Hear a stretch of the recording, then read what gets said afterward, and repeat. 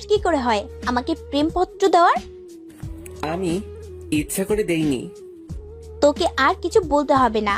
তোদের মতো কিছু ছেলের জন্যই আজকে মেয়েরা সমাজে অবহেলিত।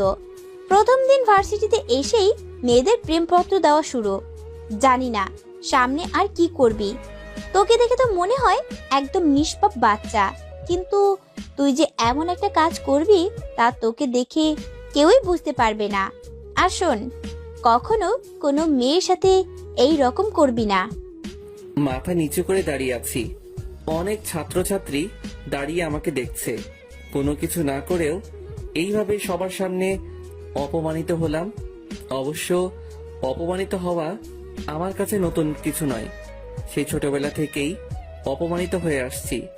বাবা মা মারা গেছে তখন আমি অনেক ছোট। তারপর থেকেই এতিমখানায় বড় হয়েছি।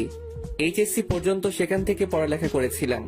কিন্তু যখন আমার বয়স 18 হলো, তারপর তারা আমাকে কিছু টাকা দিয়ে বলল যে এখন থেকে আমি আর এখানে থাকতে পারবো না। সেখান থেকে চলে আসার পর বুঝেছি জীবন সংগ্রামে বেঁচে থাকাটা কত কঠিন। কলেজে ভালো রেজাল্ট করেছি বিধায় এই কলেজে